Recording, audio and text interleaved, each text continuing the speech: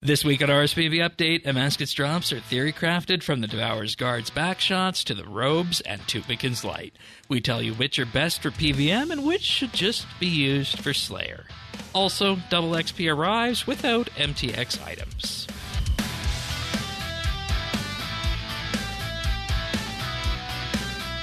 This is RSBANDB Update, episode 1050, recorded Thursday, August 14th, 2025. Cat droppings.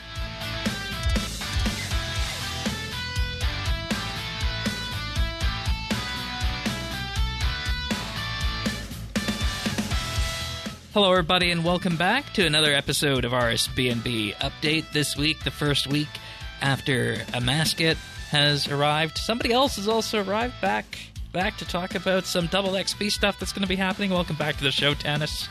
Thank you, Shane. I figured, who better to talk about double XP and the lack of MTX in double XP this time. They're definitely taking away our stackers. For better or for worse, right? We're experimenting, so everyone can deal with it while we experiment. That's right. But also this week to continue the Amascut discussion, Bears is here again, and we're going to be discussing drops this week.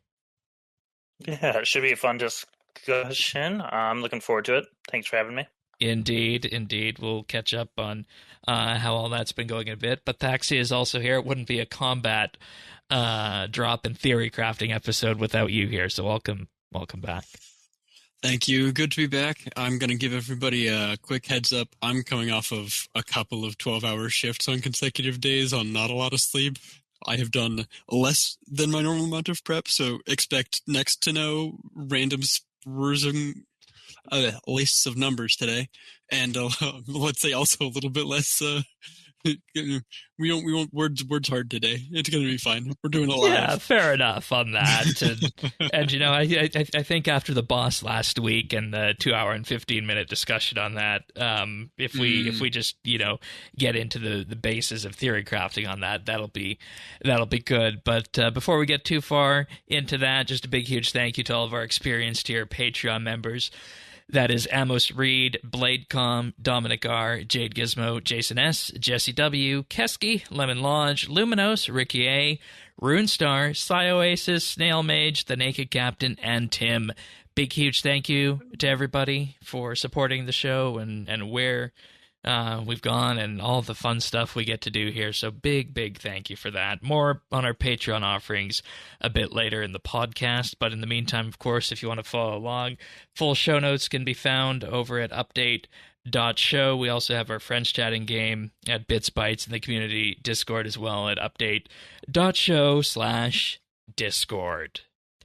All right. So starting us off here, I want to first underscore what people can expect for this, and this is pretty much going to be a theory crafting episode on these drops because we don't have them. We're Group Ironman at this point. We're not too much on the mains. Bear's computer has not been conducive to even playing the game this week, so we're going to do theory crafting here, and we've done theory crafting before, and I think we have a fairly good track record because, if I go back in time with you two here in particular, I think we called that the Croesus arrows were going to be popular, even though people didn't think they were popular when they first came out. Mm-hmm. We also called that the Bow of the Last Guardian was going to be popular before it really took off. We also called the Dyne arrows in particular that there's going to be use cases for all of them, but the big ones, of course, were going to be the full ones, and sometimes when. I think we also called Dracolic as well, Elite Dracolic, before that took off. So we do have a bit of a track record here with these two of theory crafting things and landing on the right side of this. So I just wanted to highlight that bit first, if for people who might be joining us for the first time for one of these theory crafting episodes. So, out of all those things that we mentioned, Bears, which one of those do you think you've gotten the most mileage out of? Probably one you didn't mention, Lord of Bones. That was one Oh where yeah, we right. were like, We were right on that too. we were low on it at the beginning, but we all said that they will probably release something that you will need this, and they have now a couple bosses. I mean, I've used it all the time at AOD, which came out before that, but even Amascut this week it was useful, and Nakatra, like it almost felt needed at Nakatra, so I think that's been the biggest one. Fair enough. So what do you guys say we start with the tier 95 power armor? The Tumeken's Resplendence set effect. Yeah. Here. Immediately you're giving up crit chance from either the Sliske set or from Tectonic. See, yes, but, and I think the but is important. If your crit chance, the way that they've changed if at least the Staff of Armadillo, the change they made to it is kind of like it doesn't self-scale off of crit chance anymore. So, like, your crit really only matters, like, based on how many total crits you get. And what this armor does is that if you pair it with the Channeler's Ring, you're getting, like, an 8. Your Asphyxiate is hitting 8 times. Asphyxiate Ring gives you more crit chance on every hit of a channeled ability. So, like, the first hit is 4% extra, and the last hit of Asphyxiate is 32% extra crit chance, which is almost more native crit chance you can get anywhere, even, like, including a Grimoire. It's hard to sit too much higher than that. So you're getting quite a bit of extra crit chance out of it that's going to result in a lot of extra hits from something like a Staff of Armadillo special. So if you have the full magic setup, I think these are going to have a little bit of extra mileage. All right. How do you feel going into this, Bears, the tier 95's armor set? So a couple things. One, it has 3 different set bonuses that kind of do 3 different things. Like, they're all decent. So the first one is, once you have 3 pieces, Sunshine no longer increases the damage of magic attacks. Instead, it increases the base ability damage by 50%. So the big buff with that is now bleeds work in Sunshine, basically. Which, if you're 1v1ing a boss, that's fantastic. That's really good extra damage that you're getting in. The issue with that comes in when you're doing group PvM and multiple people are using magic. If I put down a bleed and then the Hexy puts on that same bleed a tick after, all my damage just gets wiped away.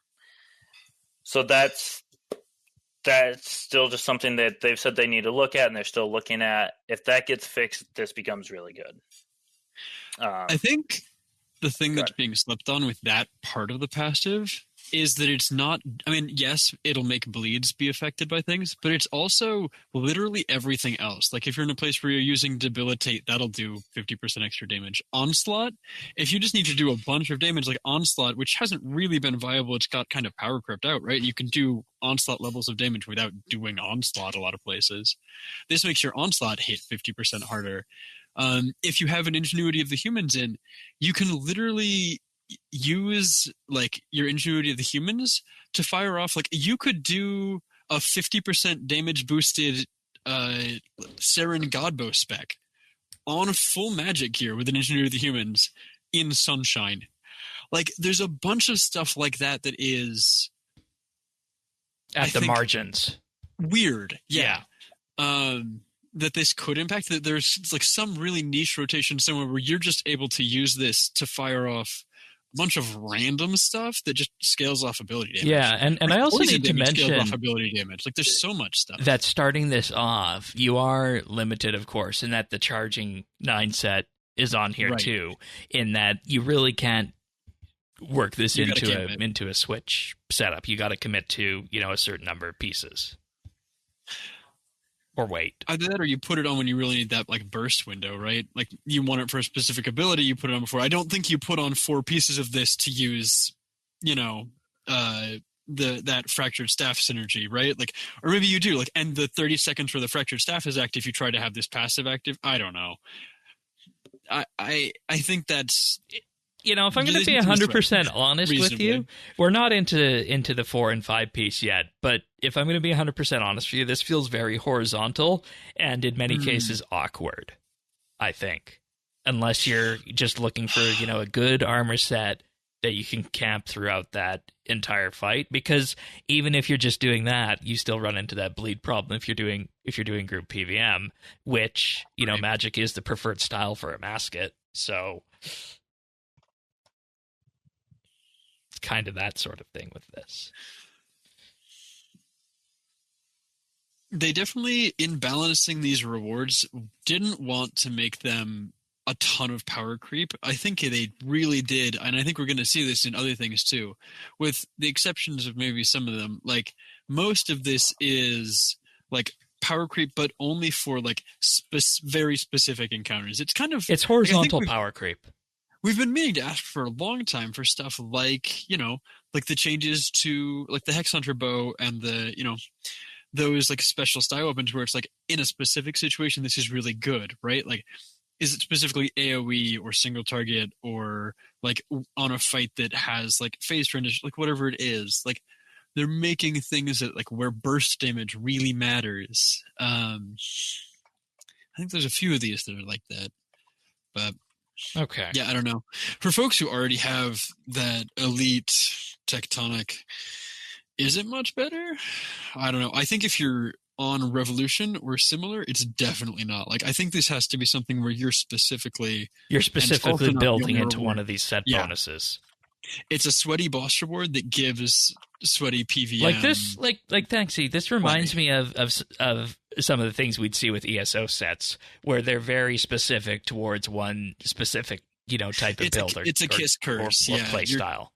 You're trading out, like, I need to be perfect, and if I'm not perfect, my damage will tank. But if I do my rotation exactly right, there's a chance that I'm better. And I think that maybe is giving Magic some of the options that range has with, like, the Bow of the Last Guardian, where it's like, and like When Arrows, where it's like, yeah, if you time out everything and you plan your rotation and you execute it perfectly, holy smokes damage. These robes, like, speak to me in that same kind of a way where there's a way to use these in like probably specific situations where they're going to just blow something else out of the water. It's just a matter of people figuring out what that is and then getting it all up on PvM. Bears, anything else on the 3-piece before we move on to the asphyxiate changes here? Nope. Okay.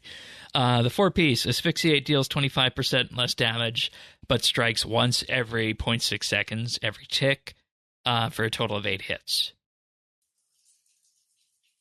So this is just making it hit faster for longer, right? If you have no other synergies with it, if you're just wearing the robes and hitting the button, yeah, asphyxiate does 50% extra damage. Congratulations, you did it. Like I said, with the Channeler's Ring, you have a lot of extra critical chance that's being fired into this. And if you have a Fractured Staff running with that Channeler's Ring, you then also get a ton of extra damage from those Fasoa procs. That's kind of what I was thinking on this, because at the surface level, it's a very simple interaction, but maybe this synergizes better with that Fractured Staff rotation. Yeah, it definitely does. You wouldn't really.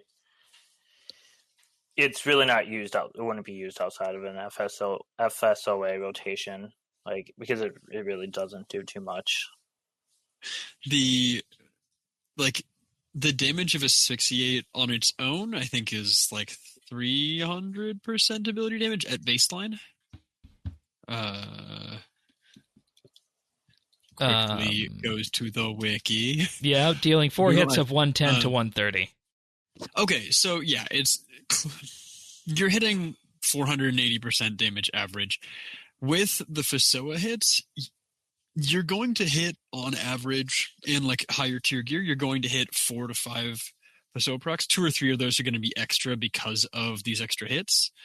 So that's an extra 200 or 300% weapon damage for every one of these, plus 50% extra damage from the actual thing.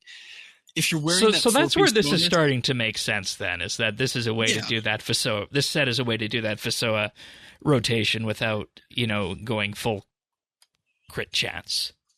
before bonuses from stuff like the Jas book or the full book or like other multiplicative bonuses like Sunshine, this is hitting just at base like 50,000 DPM, which is a pretty significant buff for, you know, what it is. Is it worth, again, that you're dropping that 6% crit chance from Elite Tectonic? I don't know. But it's another feather in the cap for this set that says you're going to do some amount of extra damage. Again, it's single target. It's like there's a lot of caveats to it. Yeah, Bears, as somebody who has the magic set and was using the Sliske set before they added the crit stat passives to Tectonic, how do you feel on that in terms of like, were you hitting the crit chance that you would want for a magic setup? Could you remove those bonuses that you have on Tectonic and Sliskes and sub them out for this at this point? I think so, yes. So part of it was learning Amascut, but I was using Master Magic armor for that. No, that's smart. That was part of it was just to like be able to stay alive easier. Yeah. I think eventually like I would switch to one of the more power styles, or power armor. So it'd either be this or the Elite Tectonic. I'm not sure which one it would be. I think for the most part, most people are doing the 4 set with boots, gloves, robe bottom, robe top, and then just leaving the Tectonic mask on, Elite Tectonic mask on for that little bit of crit chance. And then we haven't gotten to the 5 set bonus yet, but they're kind of losing that in order to get that 1% more crit chance. Yeah, so you can kind of work around that then. And you know, that was my general sentiment too of the situation where things were at Magic crit wise with this. So overall, overall everything we've got here, I think we're okay up to this point. It's not, I don't think it's going to blast anything out of the water, but I think it's okay. I think if you're really focused on your rotation, you're getting your 68s off right on cooldowns, you're getting, like, your Sunshine is really taking advantage of that ability damage and everything that it buffs in addition to magic, and you're proccing your bleeds and, like, the last ticks of your Sunshine. And, like, if you're really trying to get everything out of it, I think it's probably in a pretty healthy place. And we'll see if it ends up, there's every chance that something comes out else that makes this crazy, but yeah, okay.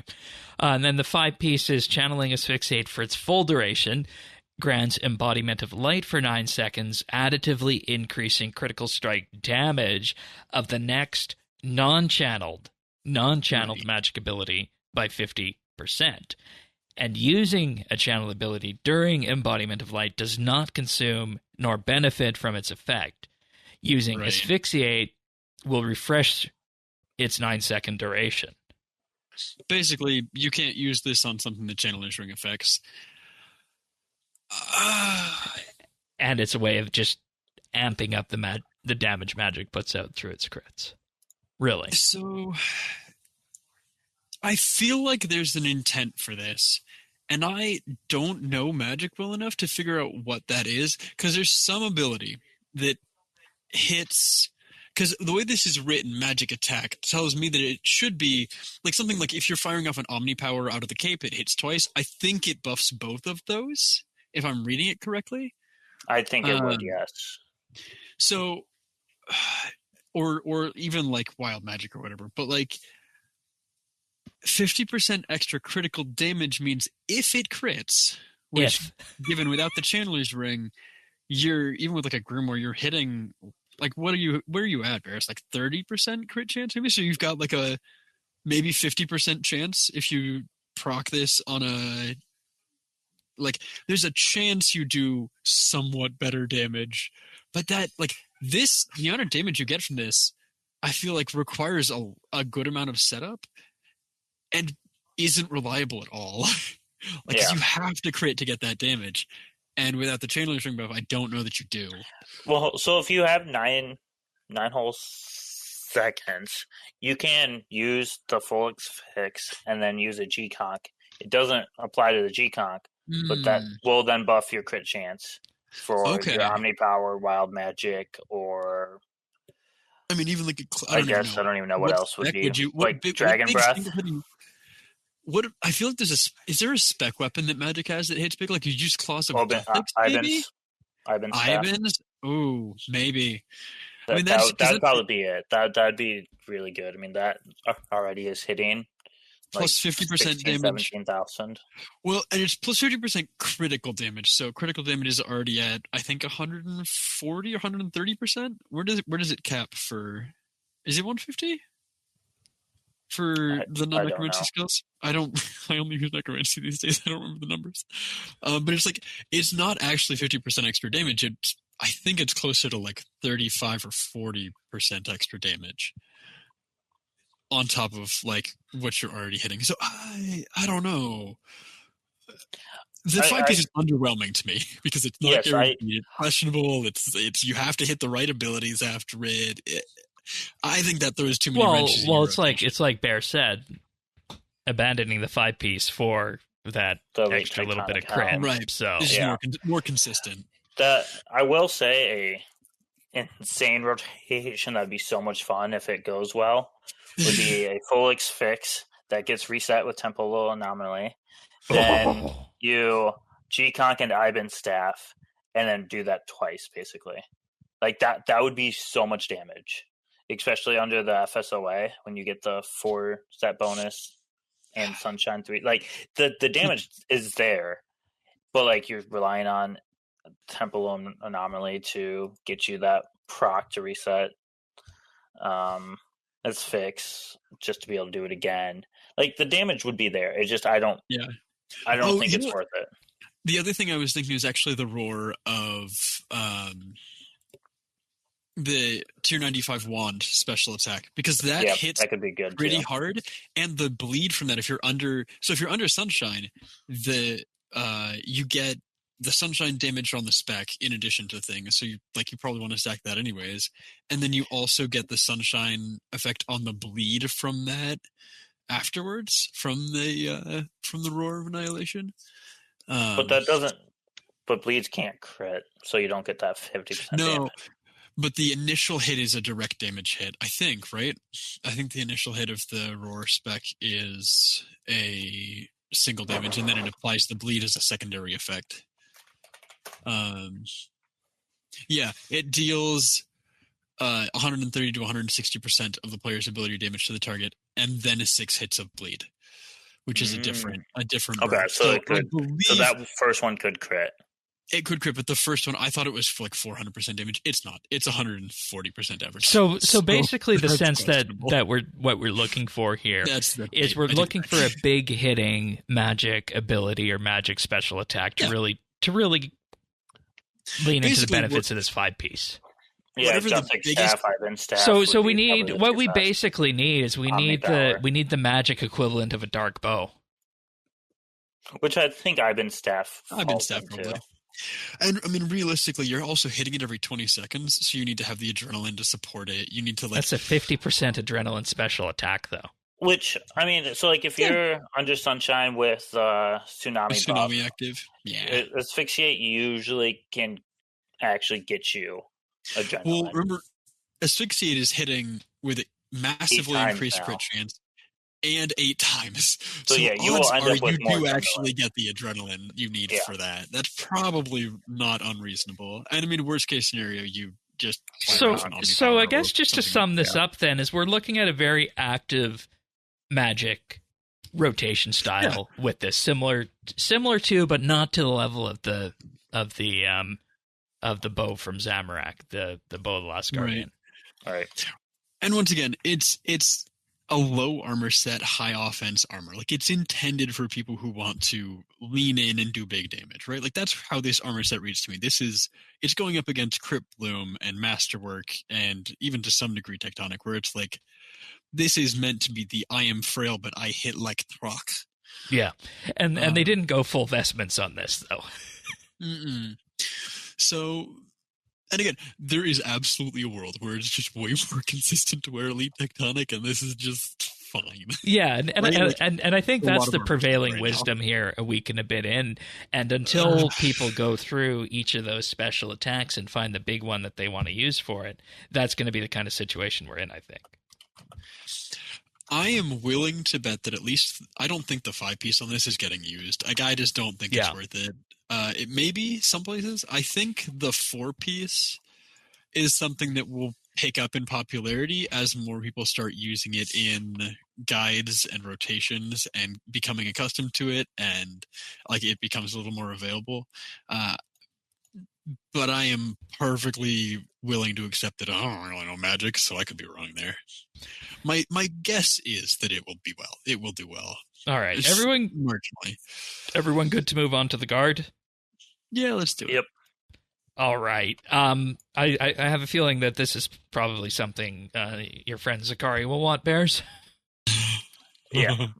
Yeah, he's been eyeing it. He wants us to keep going there, but as of right now, there's only 2 of us in our group who are playing, so... For more backshots, right? Yep, exactly. So I eventually will get it. It seems good. It seems slightly better than the one from Rizal. Not like it's not. Yeah, that's my blowing general it away or anything. General read on it as well, because what better. you're basically looking at in the Raziel Omniguard is something that you do as part of your living death rotation before you open into that, just as a way of boosting and making those necromancy basics that much more chunky. But on the other hand, that is of course reliant on touch of death, finger of death of charging those. Now with this is playing around the entirety of souls, and I think that souls in general, and you and I were talking a bit about this pre-show, that souls in general, I think, from my view of necromancy, have more value than necrosis. I don't know how you feel on that, Thaxi. I mean, I don't know that they have more value than necrosis necessarily, but if you're looking at the Omniguard, does the Omniguard actually generate that much necrosis? I don't think it does. And you don't want to use it with necrosis. So the thing that you're looking at is that the Omniguard has 360 to 400, like it does 400% average damage when you use it, so the spec hits really hard, and then the follow-up is like your necromancy basic attacks hit a little harder, but nothing to write home about. I've always felt it doesn't make them better than your other abilities, so it doesn't change your rotation all that much. It just is passively some extra damage to have the Omniguard equipped, which was fine when it was the only, like, you know, the best damage guard available. This one seems like it's the opposite of that to me, where the special attack on this costs 25% adrenaline, but then it does the exact same damage as you would get from firing off a volley of souls, like exactly the same. But so that initial special attack hit for the Omniguard is great. For this is awful, but this has a follow-up effect that, like, again, the Omniguard follow-up effect is marginal at best. Requires you to weave basics and not actually give you that much damage. This gives you a soul every time you use one of those soul creating or using abilities. So like you guys are saying with your, you know, Zakari's backshots, is like if you use soul sap, you get a soul, and you can then soul strike. You get a soul, and you can then soul strike again infinitely for 30 straight seconds with your flanking switches and anything else going on. So like, there is something to be said that this is definitely, if you want to build burst a little faster, or doing other things, like it's going to increase your damage output by a pretty significant margin with necromancy while that spec is active, even if the like initial hit isn't anything to write home about. Yeah. Which we were talking in pre-show about, like, maybe the play right now is actually to put Omniguard in a second EOF for necromancy. And that's... I don't know how people feel about that after, you know, using shards on them last year. The Shard of Genesis. Just drops Shards of Genesis, it'll be fine. Yeah. So after you use the special attack, it readies something called Soul Reave, which is allowing the basic attack of necromancy to generate the soul, and then Soul Sap, Soul Strike, Volley of Souls, and interestingly, Spectral Scythe also ready Soul Reave. So in very quick order, you can be built fully back up to that full soul stack with this. Yeah. Well, again, any of those blue abilities just gives you a free soul after you cast it, right? I found it interesting that Scythe was on here. Well, because it generates souls. It's a soul generator. It has a percent chance to generate a soul per target you hit. 25% chance, yeah. So if you're hitting 4 targets, you have 25% chances to generate souls. Like stuff like the Arc Glacior's minions are a really easy way to generate a ton of souls if you're scything them, stuff like that. So it I say all the blue abilities, but you know the necromancy abilities that mess around with souls and don't mess with the necrosis system are all impacted by this. And this also has the passive on it as well, where every time you use the necromancy basic attack, you start stacking Soul Reave up, and then at 4 stacks, the basic attack is empowered, and you get a soul. Right. Very much similar to where the Omniguard, every 5th attack you do with the basic attack does, like, I think 20% extra damage. It readies the same thing that the special attack does, just slower and over time passively. So you could use it as a, like, if you don't want to be super lean in with this, buying it will still give you a small buff, I think is the intent with that from a design. Yeah, and you know, honestly, I think looking at this in terms of how the souls play in necromancy is that if you... Well, there's 2 things that come from this. One, you're either in that flanking position with Soul Strike, or you're just looking to build that volley of souls up that much quicker. And both of those are very appealing to me, I think. Hear me out, because this is me theory crafting live. This, to me, seems designed to be more multi-target as a weapon. It might also be better single target, frankly, but that's a separate... How do you make it multi-target? Well, so that's the thing. Is it souls? All of Necromancy's AoE abilities, every single one of them are soul abilities, except for Threads of Fate, right? Like Threads of Fate. But you Threads of Fate with a volley of souls or a soul sap to spend and build a lot of souls and hits. And you can make that volley of souls AoE with threads. Right. Well, that's what I mean is threads. So, but Soul Strike hits in an AoE and Spectral Scythe hits in an AoE.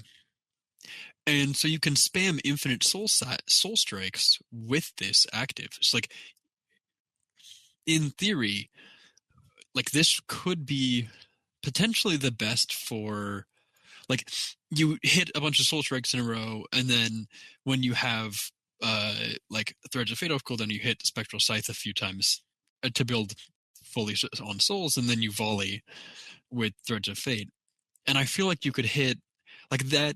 This is probably increasing in an optimized rotation the most damage you could do with cleave on necromancy, because I don't think necromancy has a lot of other cleave damage other than like exploding the zombie, right? Right.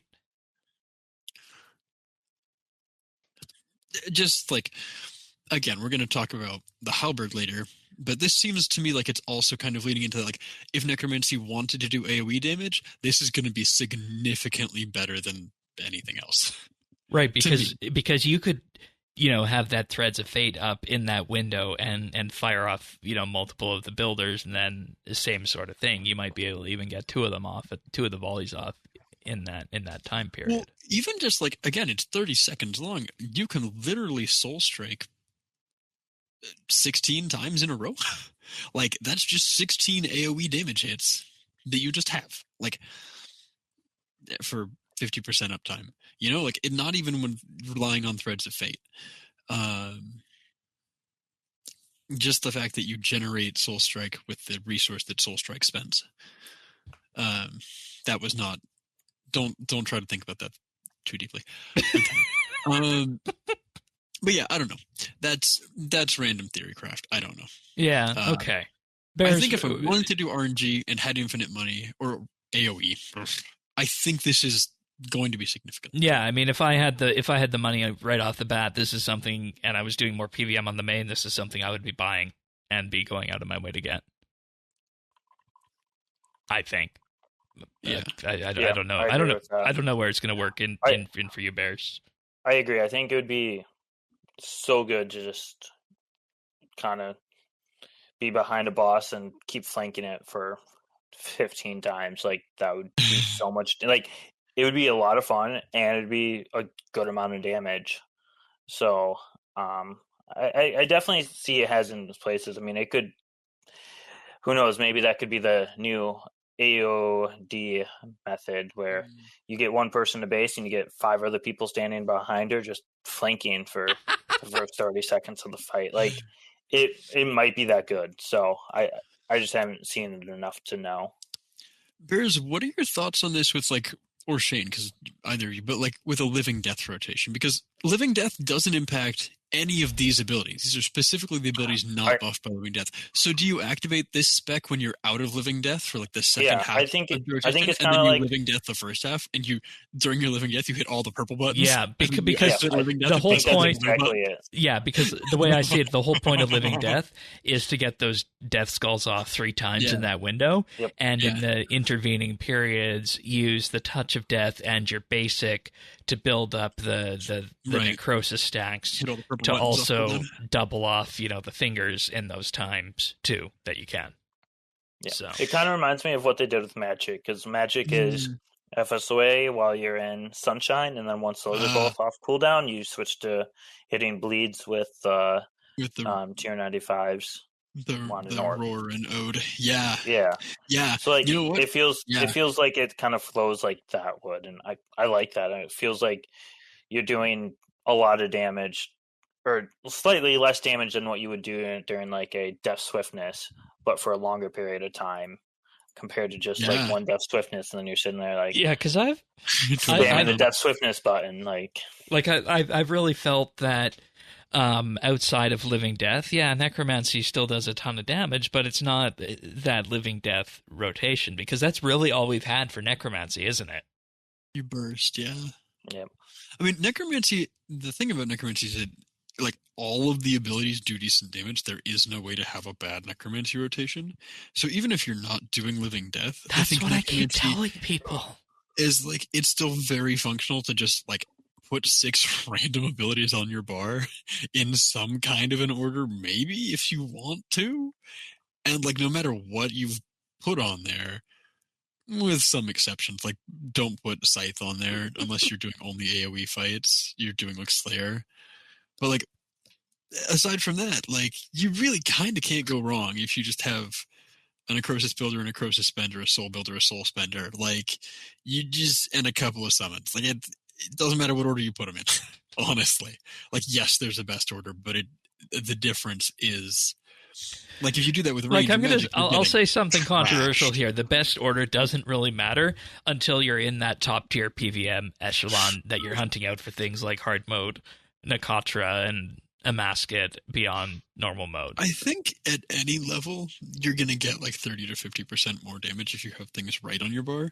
But the difference is like if you did that with magic or ranged, like having the wrong things on your bar, you could get like 20% of your potential damage. Like it's from, you lose way more. So I don't know. That's necromancy seems like it's in a weird space because you don't have to living death to do good damage. Okay, good damage is really and see, I know there's going to be somebody out there in the comments who's going to say that you really should be doing everything you can to put all the damage out at the same time. Yes, I agree with that. Solo content, whatever you feel makes you happy. Like, you don't have to go hard. And I also want to underscore here that this podcast speaks to the average RuneScape player. That's what the demographics say. We have and have had with that. So that's one important caveat that we're looking at through this. I would argue this is significantly better for the average player as well, because again, so many of these things are just like, don't put Soul Strike on your bar, put Volley of Souls on your bar. Exactly. And, like with Soul Sap, and if you hit Scythe on something, if you have an AoE bar, if you're doing something like Train Necromancy for XP, this is going to increase that XP rate by like 20-30% probably, because of all the extra souls you're going to be able to generate. Like my main probably got 50% of her total like Necromancy XP between Spectral Scythe and Soul Strike, if I'm being so honest. Like just the rotation I had at, I think it was Armored Phantoms or whatever. That's actually a very good point. Like I was going to talk about the Halberd and Slayer, But what about this in Scythe for Slayer? I mean, Yeah, absolutely. Like, I AoE, know it's it's overkill. AoE. Tier 95 is overkill for Slayer. But, I mean, if you have the money, you can have it, right? Well, if you're pushing for level 120 or something, and you're on a main, and you've got the money. Again, well, this is how much did you just think this was? Bears like 6 bill or something right now? Like, yeah, it was earlier in the week. It's down to 2 now, so it's not too crazy. But that's still a lot of cash. It's a lot for what it ads. is. It's a lot for what it is. And it'll probably keep dropping, probably steady out around the 1 bill mark, but. Well, again, we have a new source. I think the Shards of Genesis Essence are a great drop. I like kind of a tangent since we're on drops. I don't think we're going to talk about it, but like it was great for Sanctum because it made the Sanctum drops accessible to buy. It like said, hey, here's cool toys, play with them. And then if you've got a bunch of money, here's this aspirational thing that everybody is grinding to sell you that is going to be like the big drop from hard mode is this Shard of Genesis. And then the tier 95 weapons are going to come and get, be a reasonable price. Like still expensive, but a reasonable price. Like I'm a big fan. Yeah, and that's how it should be. You should be able to get the weapons easy. Well, I mean, it's like Carapax drops were so cheap because of the Fasoa when that came out. And I think I would be unsurprised if between the halberd and maybe not the halberd actually, but at least the shard, like I expect people to be killing. And the boss is just fun. But you guys talked about that last week. So I think you can make the argument that the shard's the third best drop. First being if you include like the armor as all like just one set and just one drop. Oh, sure. So I think the guard is better. The guard, and I think the armor is better. Here's a hot take. The best drop from this boss is the Nexus, which we'll go to next after Patreon. We will completely disagree on that, and that's fun. Okie dokie. Well, in the meantime, of course, big huge thank you to our not experienced tier Patreon members. Those were early on. Regular Patreon members right now: Alvaro L, Amos Reed, Arvids L, Bladecom, Chilbura, Dominic R, Duramax, Gila Fleur, Imperialis, Jade Gizmo, Jason S, Jesse W, Julia W, Keski, Lemon Lodge, Luminos, Michelle M, Mike Wings, Mongrath, Pernasius, Ricky A, Robbie D, Runestar, RRman NZ, Samuel FL, Scott DS, Shirt Pants, Oasis, Samavin, Snail Mage, Tabby, The Naked Captain, The Dabbing Goat, Tim, Ukulele Steve, Woody, Zant, and Zazakon. Big, huge thank you, everybody. Patreon.com/RSBNB if you want to support the podcast. $1 a month. That's all it costs. You'll be helping your favorite podcast out. And with that, you'll get now access to a back catalog of 85 monthly bit bonus shows. We just published the most recent one this afternoon. RuneScape's highs and lows. I'm not going to run through the full list right now, but I think folks might have an idea of some of the things on that list. Tanis, what was your favorite thing from that episode? The highs that other people picked that I also really enjoyed, but had different ones. Yeah, that's fair. I think the thing that I found interesting was that the highs and lows were not the same for everybody. One thing was a high for somebody else, was a low for another person. Mm-hmm. But it just is a bit of a teaser. Of course, EOC in the 6th Age was on there. That had to be on there for one reason or another. So if you want to hear that, patreon.com/RSBNB, get that episode and 84 others for as little as $1 a month. We also have a VIP tier where for $3 a month, you get a rank on Discord that includes a chat channel and a colored name. And of course, in addition to that, high quality stereo versions of the podcast. Then we also have the Insider tier, where for $5 a month, you receive a shout-out on the show each and every week and gain exclusive access to the outtakes that we use to make the clip show at the end of the year, plus the RSBNB update Christmas card. So if any of that sounds interesting to you or you just want to support the show, patreon.com/RSBNB. Thanks so much, everyone. Thanks. All right. Time for some dissension. The Devourer's Nexus.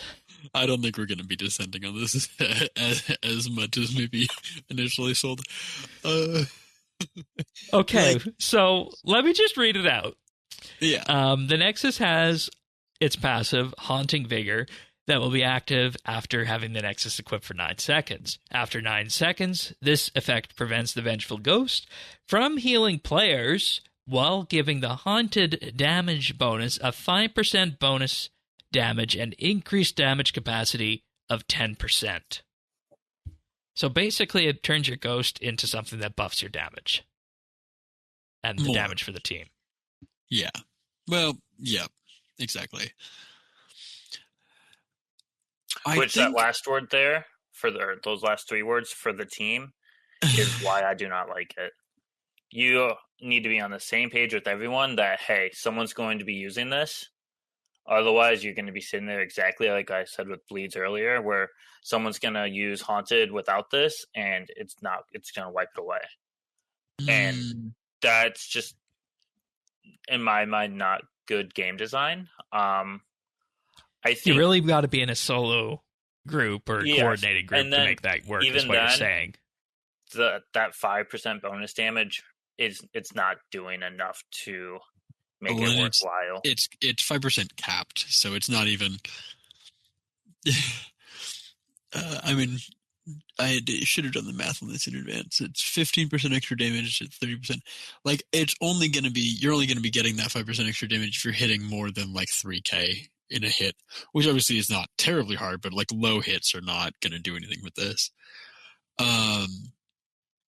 With that said, though, I think this is, of all of the drops on here, this is the one that is like most generically for the average player. Like, you could use this. Like, I look at like the Devourer's Guard, I'm like, okay, maybe situational, maybe like it, like you have to use it right. You know, if you're not doing the thing, you don't actually get that much out of the Devourer's Guard. This is just damage. Like, this to me is the most number of scenarios. Obviously, I understand that, like, for group PvM, worst. And in terms of like how much damage bonus this is, it is definitely less power creep than the Devourer's Guard. It's definitely less power creep than the magic upgrades. Oh, absolutely. Or even the halberd in the right scenarios. But like, I think this is the most generically, this could fit into setups at all of these places. Given, counterpoint, it removes the healing, which is the most powerful. So if you don't want the heal, I think it will be fantastic for players who are high level that need to go back and do combat achievements. Like, I need to go kill 25 hard mode Vindicta. It's Perfect. just flat. I'll throw damage, this on. Damage buff. Yeah. Like that place like that, it is phenomenal. I agree with that. Yeah. But for the high end PvM, like, no. See, but the high-end people are still going to buy it. Like, right? Like, you're still going to want to have it in your toolbox. This is the thing that no matter what kind of player you are, this is a great thing to have. I think there are a lot of kinds of players for whom, like, the Devourer's Guard, maybe just not actually helpful. Like, not significant improvement to this. As you guys were going through that, I was just thinking to my head, you know, out of all of the bosses in the game, which can I get by with on just regular soul split, and which do I actually need the ghost healing? And there's a good amount that you can get away with just exactly right. Well, and I mean, for me, I'm like so addicted to it because I'm like the Iron Man. Like, I had so long, I didn't get soul split unlocked for 3-4 months after I started trying necromancy, and so like, man, the ghost kept me alive for so much early level combat. That, I mean, I say every week on the show, I think that the ghost is the most powerful part of necromancy, like just in terms of like average player. When I did Morning's End Part 2, rather than, I just, brought my necromancy tank armor, and I just had that ghost summon as I was running around, and it was taking care of the shadows and keeping me alive. In the light puzzle. I think, so that's like, the ghost is so terribly powerful, and I think giving that up is like, I can't in good faith be like, everybody should use this. It's super cool, and everybody will want it. No, I think there's a lot of people in a lot of places for whom maybe this isn't ideal. Here's the thing. Here's the thing, I think that, and put your tinfoil hats on, folks. Oh boy. Okay, Shane. Go ahead. What if this is a ploy Oh boy. Well, maybe that sounds a bit Go too on. No, go conspiratorial. Send it. What if this is a move to encourage the people who are higher leveled, doing higher leveled PvM in a coordinated group using necromancy that might not need the ghost healing, to move to an option that deals more damage? So at a future point, the ghost can be toned down. Because I think there is a conversation that can be had that the base ghost needs a tuning in the downward direction. I think you could make that argument. I like this, though. I would not be upset if they did multiple options where they messed with the haunted buff. Yeah. And there's a bunch of things that turn off the healing and give you alternative damage options, right? Like, I think that would be a balanced tuning lever that says, hey, you lose sustain, but you gain either damage or another type of defensive, or cooldowns, or like they could be super inventive, I think, because that is such a huge part of the power, but to me, the huge part of the power budget of necromancy is put into that defensive buff of like the ghost does a boatload of healing. Yeah. And just as a go ahead, Bears, and then I have a question. If they would have, instead of doing Lord of Bones, did that with the ghost and took away healing and gave you crit chance? Yeah. Like, I still think that would actually be decent. That's actually a good idea for an ability. People would use it. Yeah, like certain places, 100%.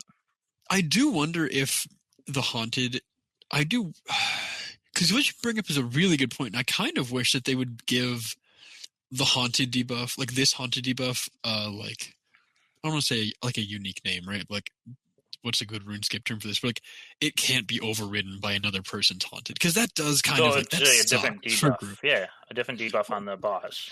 I agree. Like, that would make it so much better too. Like, it clearly shouldn't stack with the regular ghost haunted debuff. But like, if it just couldn't be overridden, that would be so nice. I don't know if it can be, but if it can, that's very poor design to me. Yeah, for group PvM at least. Well, yeah, that's what Bear said, is that if anybody brings a normal ghost, you're SOL. Yep. In overriding this.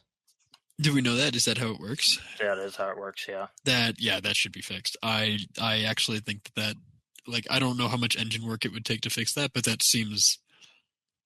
That's awful. So, but the nice thing is everyone does get that damage buff, right? So you kind of get that. Yeah. But if one person's messing it up, then it kind of sucks because you do get a good amount of extra damage if you are 7-man in it and you're coordinated enough to know that, hey, no one used this. Yeah. So every hit to the target deals 15% extra damage. Okay. Now, what does this, and this is something I've been a little bit hazy on since the beginning of this, with the extra damage capped at 20% versus 30% of the commanding player's ability damage. So does that mean then that if you have an ability damage of theoretically 1,000, that extra damage cap then increases from 200 to 300. Is that really correct? All that means? Okay. So the average player will have, in like tier 95 gear, is going to have an ability damage approaching 2,500, give or take, and there's a bunch of things that can modify base ability damage by tiny bits. But like, for the sake of nice clean math, we'll say 2,500, right? I said I wasn't going to do math live. 30% of that is like 750.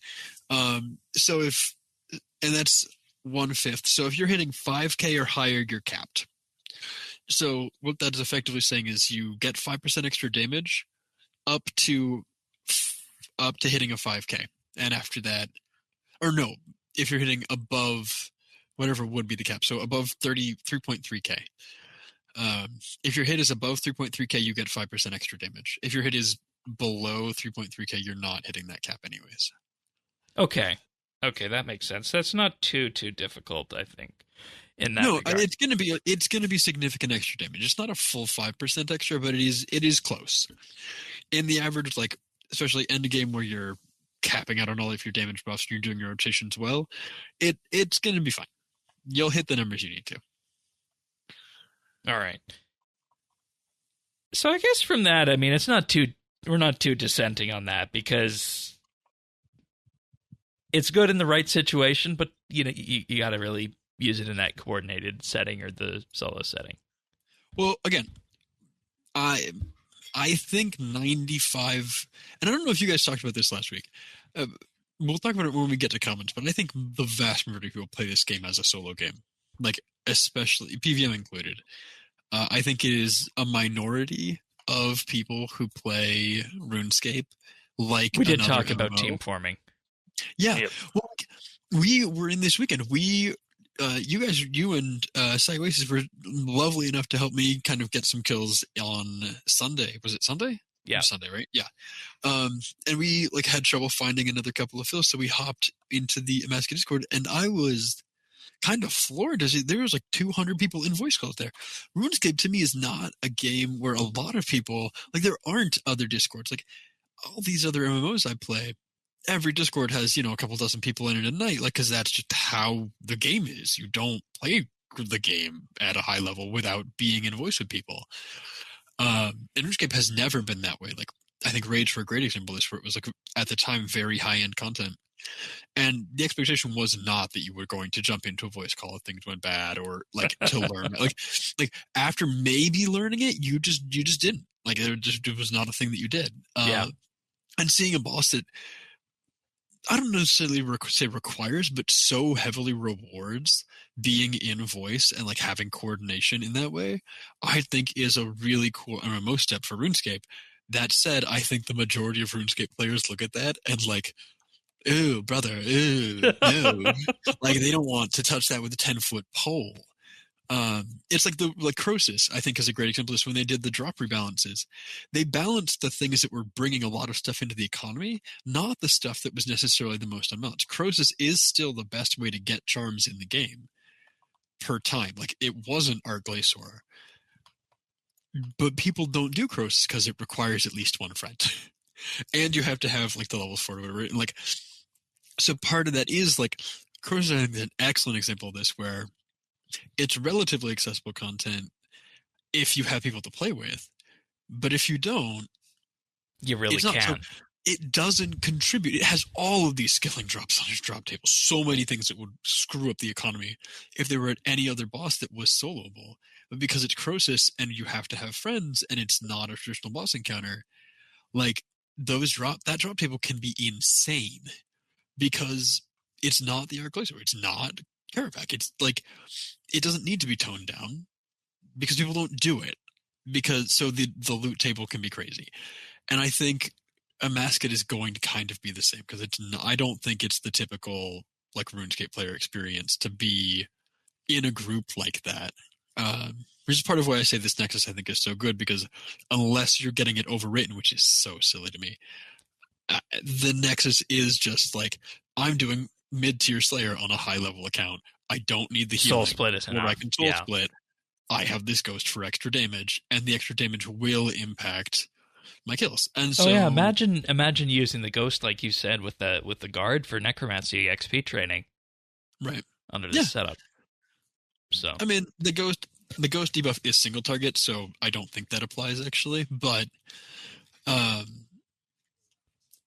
for like, I think at least to some degree it is just extra damage on at least one target. So right. I don't know. Halbert time. Yeah. This one. Controversial. Well, I don't necessarily know that it's controversial. I just well designed. Then we'll do what Taxi actually thinks instead of what Taxi thinks the community thinks. Okay, you think it's actually well designed. I think it's so well designed. All right, I think Bears and I are on the side where it's like, oh, do we need this? What's this? I don't see a need for it. Okay. Go on. All right, let me summarize this thing first. So, first off, it has a passive effect called Purifying Light. When you kill a monster, it'll deal 35 to 45% melee damage up to 4 additional enemies within 6 tiles of the target. Targets killed by the passive or by weapon poison will not trigger additional hits. The targets must be killed directly or by the Aftershock perk to trigger its effect, the wiki says. And then the special attack is Sunfall Slam, 40% adrenaline, 60-second cooldown, 255 to 265 damage, and Up to 9 additional enemies within 1 tile of the player are hit. In addition, for 15 seconds, melee abilities trigger lesser purifying light, which deals 25 to 35% melee damage to up to 2 additional enemies within 4 tiles of the primary target.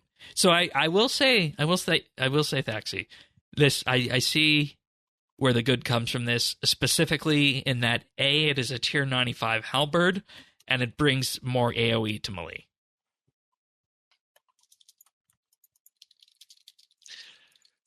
Is that the side that you're leaning on that's good? My side is this is like, without any kind of a question, without even vaguely being close, if you have 3+ targets within 1 to 3 tiles of you, this is the best melee weapon. Fight me. I agree with that. If you do not have multiple targets, this thing is garbage. Right, and that's the lens people are looking at it through when it comes to PvM. Like, this is not going to work its way, I don't think, into the melee set of Switchscape stuff for best in slot melee. The damage it does is significantly less than most of the dragon weapon special attacks, while costing the same amount or more. The special attack, if you are not hitting multiple targets, is bad. The passive effect on it, because it only hits, those extra procs can't greater ricochet onto your main target. You have to have extra things for them to hit, or they are wasted. This thing is just a worse easy K on a single target. It's an easy K with no passive or special. And I think that's primarily what the community is seeing it for, in terms of, can this push the envelope further on melee PvM? Yep. Length swords and and easy K and all the other melee options that have any kind of passive, even maybe the Smashwork Spear of Annihilation. There's a lot of things that are probably just straight up better than this as a single target weapon.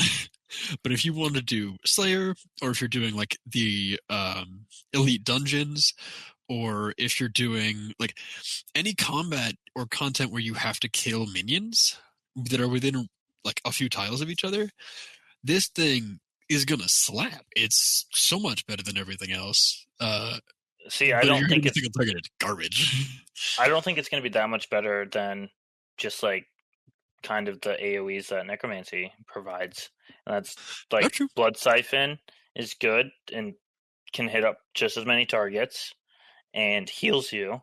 It won't do as much damage, but it'll heal you. And then you get Threads of Fate, which will again not deal as much to as many targets, but it'll deal more damage. I think then also the survivability of Necromancy just makes it so much better for AFK and Slayer still. True, but if you need melee XP, my 2 lowest skills, 2 of my bottom 5 skills on both accounts are my melee stats. Haha, whoops. I need to do melee training. The specific niche this has is that it's the last weapon type other than a shield bow, lol, that we don't have above tier 90. Does anybody really want a shield bow above 90? Hi, I like shield bows. Okay. Mostly because I want to be different. But this was the last thing that needed an upgrade, and the way that they did it is that halberds are specifically used for AoE. This is going to be better than a scythe everywhere you previously used a scythe. Did you use a scythe in a lot of PvM? No. In Slayer? Yes, exactly. Absolutely. So or even for Raksha for Puddles, do you need this for that? No, God, no. It's not functionally, it's not going to be different. But it's they had an upgrade space to give melee a halberd weapon. Halberd weapons are the melee AoE weapon, and they said, okay, let's lean really hard into that archetype and not let it do anything else. I also have maybe a controversial opinion here too. Go on. Not every weapon has to be best in slot for everything. Well, again, that's the thing, is we want people to have different gear, and for different gear to be best at different things. Yeah, exactly. Like, I think you can tick the boxes of where this is good at Slayer, but I also don't think that, this necessarily needs to be best in slot for melee PvM. I mean, you Like, could is that be like, this is that gonna a be the best controversial thing. opinion? If I took that somewhere, would that be a controversial opinion? I don't think No. so. But I think it's also like there is a world where this is like low key best in slot for God Wars, because you kill the like general's minions and the damage from that bounces Right. onto the general. like there's some stupid like that where like clearly this is overkill. This is bringing a bazooka to a knife fight, but like you got a bazooka, so it's pretty cool. I don't know. I don't think this needed to exist, but I'm glad that as they designed it,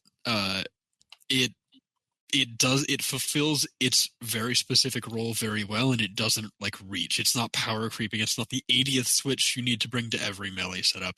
Melee has enough. It's okay. Well, yeah, we went over that on the What About Ranged monthly bid, right? In terms of highlighting where melee fits in terms of the hierarchy when it comes to high-end PvM. Whoopsies, yeah. So I know there are people out there that definitely think that it should be working into those sort of situations. But like I said, I have a controversial opinion that not every weapon has to be good for everything. I don't know how controversial that is. I think that's very reasonable. Either way, yeah, I think that's well designed. Yeah, it's definitely not great. I don't have anything else left to say on it. I just look at this as a straight upgrade from the Nox Scythe, really. If you use the Nox Scythe, use this instead. When stuff dies and after you spec, you do some extra AoE. Yeah. Ta-da! Bears, anything else on the halberd? Nope. All right. Tanis, any questions on the halberd for Slayer? Because you're a Slayer person. This might be a good Slayer weapon. Well, it sounds like it would be. It's just that, I mean, it doesn't sound like I could ever afford it. But, like Vaxi's saying, if you have it, then you have it. You have a bazooka. I think Bear has it right. Bears has it right, though, Tennis, where I think this is going to get relatively cheap because I think there's going to be a lot of people farming Devourer guards and shards of... Because, like, the problem with the Shard of Genesis Essence is that, like, if you want to get it from the, like, Sanctum of Rebirth, yes, that's soloable, but that takes so much longer than the Amascut boss fight. Like, the Amascut boss fight should be, depending on how the rates are for things, should be the best way to farm the Shard of Genesis Essence. So I expect that there's going to be a lot of these coming into the game because people are hunting other drops. Just like the Nexus is coming into the game. Yeah. That people don't want. I think that this is going to be... I mean, like, think about what I think I got my tier 95 wand and orb for like 50 mil total between, like, I got them when they were both at the lowest. Yeah, they've gone up a bit since then. Because people realized they were good. But, like, and to figure out a rotation that used them, and Magic had buffs with all the different armor sets it's had, and Necromancy got tuned down a little bit. Like, all the balance that's happened since makes sense for those to have risen a bit. But I think this might be in a similar space where it's definitely not going to be cheaper than a Nox, I don't think. But it might be sitting like 400, 500 mil when it settles. And maybe I'm so wrong about that. Maybe nobody does Amascut because it's, the thing. But the reason people might keep doing Amascut, I would say, is maybe the commons. Yeah, I actually looked over at the Discord tonight, and there were still several hundred people running Amascut in there. Oh, yeah, I don't think that's going to stop. I think that's less people than are doing the solo content. Well, 400 or 500, would be. I would probably do that. Right.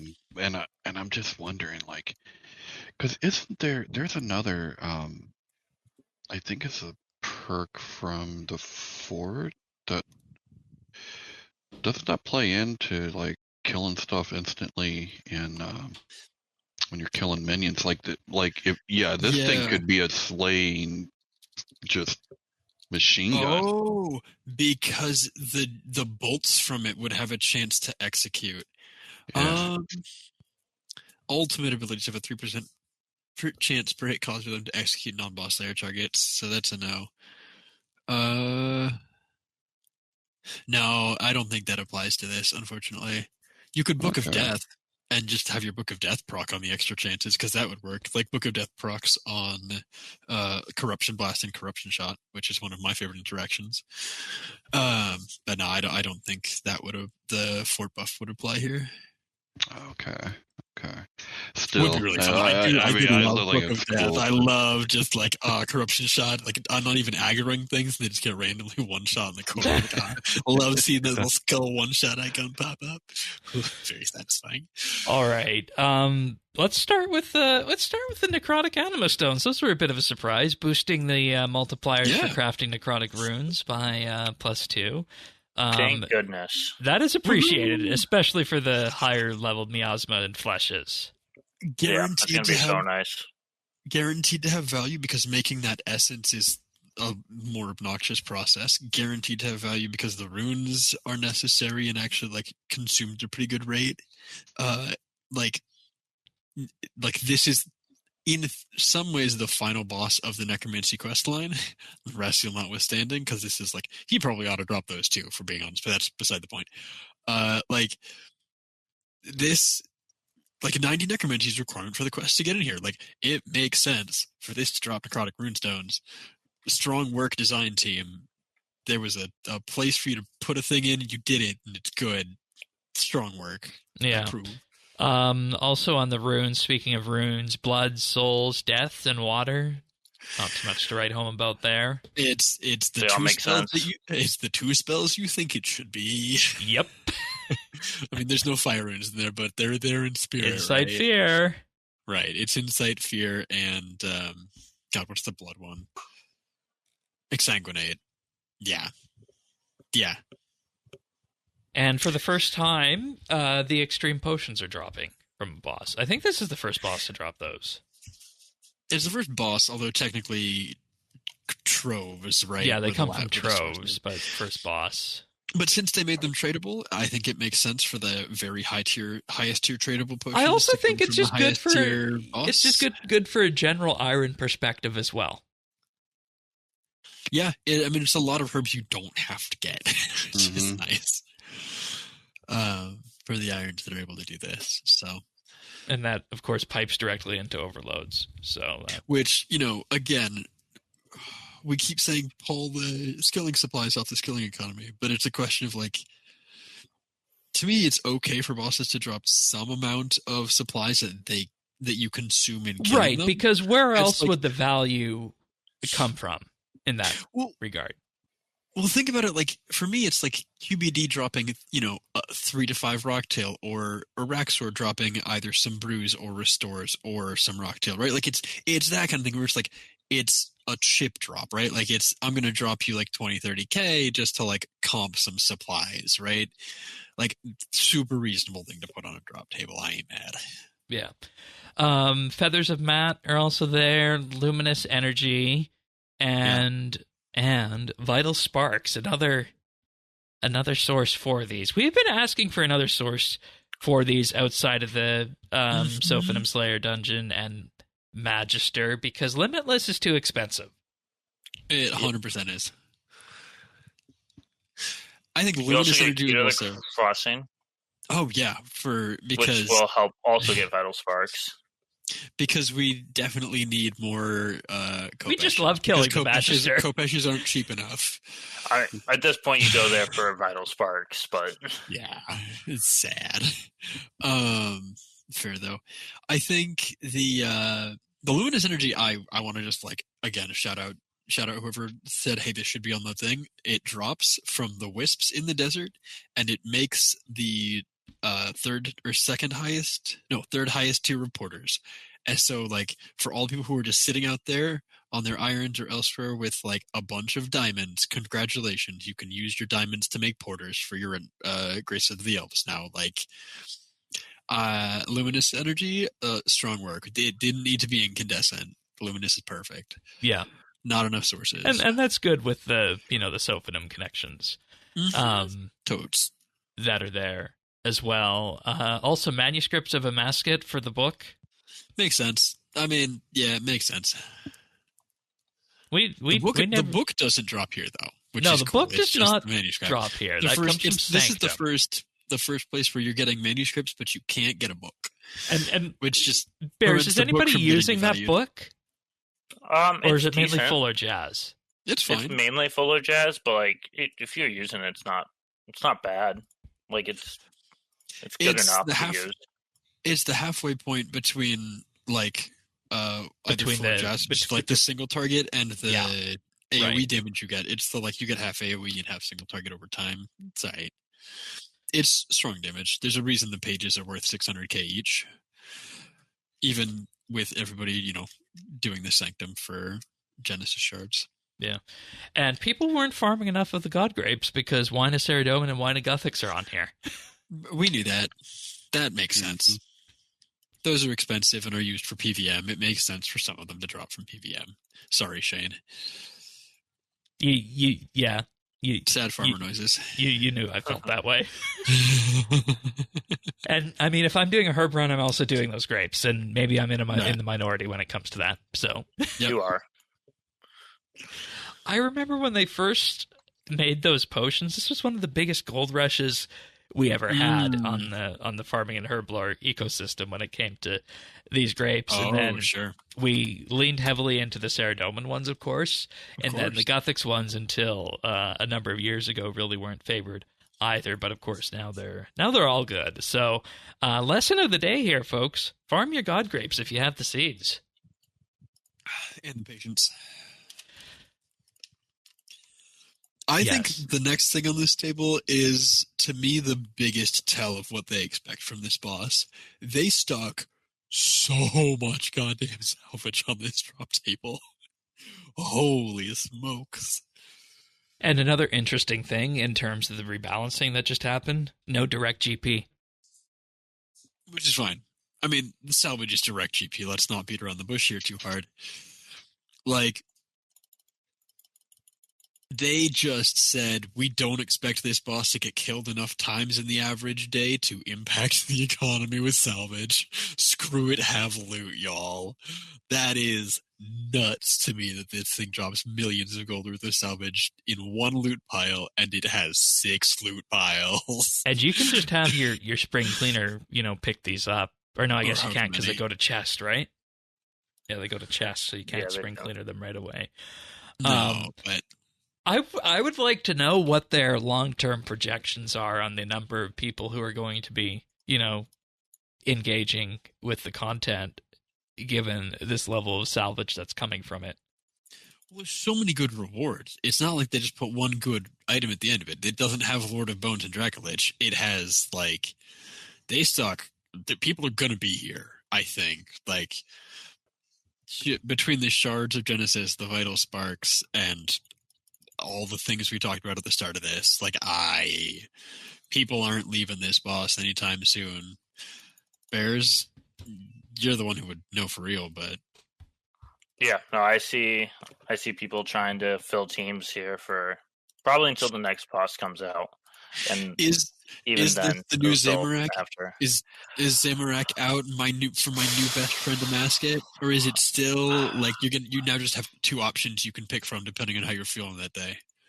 I mean, I think Zammy's going to become the solo one, and then this would be a group. Okay. Because at this point, if you're I think a lot of people can be doing 500% solos as Zammy. Okay. So I think this is just going to be, I got a group. Yeah, I'll go. Well, I'm by myself. Okay. I don't have a full hour. Maybe I'll just go to Zammy. No, that's fair. And I think the drop table leans into that. And, to cap everything off here, to me, the highlight of these drops is definitely the Devourer's Guard. I think that's my highlight. What is it for you guys? Tannis, feel free to answer as well, based on what you've heard. Yeah, no, I probably would go with the halberd. Yeah. My brain's been wanting a halberd for forever. I think the Devourer's Guard is something I would get more use out of and would probably be better for account-wise. But, or they're better than Nexus, for being so honest, in terms of things I would actually use. But I have the halberd. It has to be the halberd for me. They took melee and said, "Hey, here, have more AOE. Have the AOE weapon gets AOE." I love it. I am such a big fan of how that was designed. All right. How about you, Bears? For me, it might actually be the Shard of Genesis being on there as well. Like, I still think Valid. it's the third best drop. Again, if you include all the armor as one drop. I don't. Which you're right, it shouldn't. But like, it's the armor is one set, and then the guard as a release. No, a release, it's fair. As a drop, no, but as a release, no. I hear you. Yeah. But like, for the most part, people a couple days before the boss came out, they released what the armor set would do, what the guard would do. So it gave me a couple days to like kind of think about it, and it seemed fine. It is fine. But then seeing the Shard of Genesis on there, day of release, like, all right, I liked this. So. And easy money, baby. We need 1 billion of them things in game. And you know, I think from that perspective, it really highlights a good design direction in that, you know, everybody's not rushing to throw something out based on you know what was just power crept, and I think that's good. I don't think, you know, you should be throwing things out with every release in terms of what's hot and what's not. Just on that point, thinking about it, and like in terms of how many shards of Genesis you might need for an account, kind of like codexes from AOD, I feel like if we put infinite time into this and we had enough players farming it, I feel like the Shard of Genesis should be the most expensive drop from this boss. Is that okay? We okay with that? Yeah, I think that's fine. Or am I wrong? I think it's fine too. I mean, it's tier 100. Yeah, but also if you want tier 100 everything, you need like 12 of them things, at least. Or you need to really like Sanctum solo. Yeah, well, I mean, the same problem, right? Like, it's the most expensive drop in Sanctum for that same reason. Like, it's the thing that people farm for because you need a bunch of them. Everything else there, you just need one. Like, I think it's the same thing here, where you, like, everything else, people just need one of this. People need a ton of. And if people are going to keep coming to farm for the Shard of Genesis because it's more efficient than doing Sanctum, if you've got the people for it, I think that drives down the price of the other drops. And I think that's probably really good for accessibility. That's a fair point. That's the same thing that happened with Sanctum because everyone was going for the shards there. Yeah. I'm a fan. Strong work. Whoever designed that balance, you're doing it. All right. Well, with that, let's go over a few patch notes from the first week of Amascut. We're just going to go through a couple of them here. They made a change to the Engulfing Shadow HP that Amascut absorbs on Phase 6. Amascut's actual HP will now remain untouched until the absorbed HP has been depleted. And Barry, you were talking a bit about this in terms of the black bar and how that's throwing some teams off. Yeah, some teams were just kind of leaving that a little bit and making sure they got Amascut down to like to cap right before P7, and this way they'd had to deal less damage in P7, but now they're not able to do that. Like, you could take it slow and easy during P6 and make sure you got it down all the way. Now you can't really anymore. I think that's probably how it should have been, how it should be. So I think it's good. I think the issue is people are a little upset that some people were able to, quote-unquote, cheese it during the week of release and get the aura that way. It made it easier for teams to be able to have 4 players who know what they're doing at 2,000%, and then 1 player who just really doesn't need to know what he's doing and leech it to kill. And that makes that harder to do it now. Yeah, and you know, when you're looking at that first week race, that is a very interesting perspective from that angle. Yeah. The permanent cosmetics. Also, they made the sweeping telegraphing in the main plaza on phases 2 and 4 easier to see. That's good. Yep. With that. But continuing on from that, some of the things adjacent to Eclipse of the Heart, buying the 4th room in the Slayer dungeon has now been added as a requirement to the trimmed comp cape. Yeah. With apparently no grace on it. So fun. I mean, that doesn't need to have grace. It's not something that's time. So the grace needs to be there for anything that's time locked, right? Like stuff like the Thalmend stories. It's like, okay, it's going to take 6 weeks. We should reasonably, like, people should be able to have trim during that 6-week period, which is fair. There's no time. You need Slayer points. You go get Slayer points. You have your cape. It's just a grind. Yeah. I ain't mad. They added missing dialogue to Pharaoh Leela inside the Menepho's throne room during Eclipse of the Heart. And the quest boss encounter with Amascut can now be replayed without cutscenes by speaking to Icthlar in Menephos. You can replay that quest boss fight if you want to. Which is nice.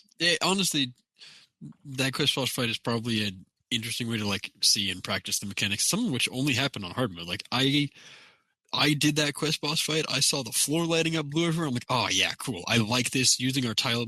Like I like using our movement system for things. It's like, especially when the movement area is a square, not like trying to be fancy.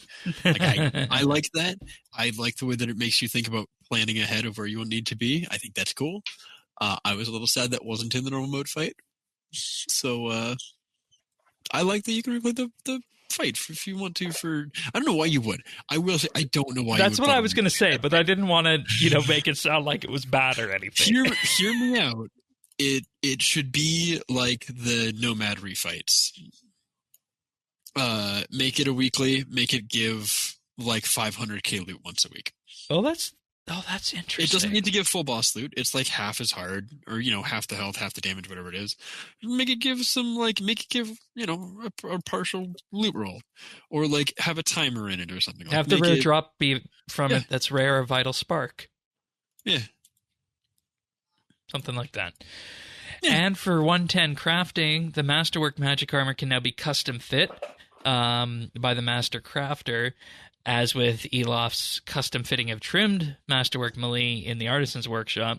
This doubles the maximum degrade charges, adds degrade protection from Slayer and Reaper targets, but makes it untradeable. And I think everybody's fine with that and expected that on launch, so it's good to have that now as an option. And they made it so that it now uses a repair with item scheme rather than a repair with coin system, which is consistent with other trimmed and custom fit Masterwork melee items. So this is another sync for all the next items out there. It makes me even more sad that they didn't make a non-trimmed version of it. It's that like they gave the trim passive to it and said this is the armor set, and I wish they had a version that was like regular Masterwork. Because that just having a craftable tier 90 power armor would, with no passives on it, would be fine and great and really, really nice. Yeah, and maybe that's them saying that like they accept that regular Masterwork is OP, which it is. It's lovely. Maybe that's the case. I understand it takes a full 24 hours to make, and I'm so excited to do that process on the group Iron Man.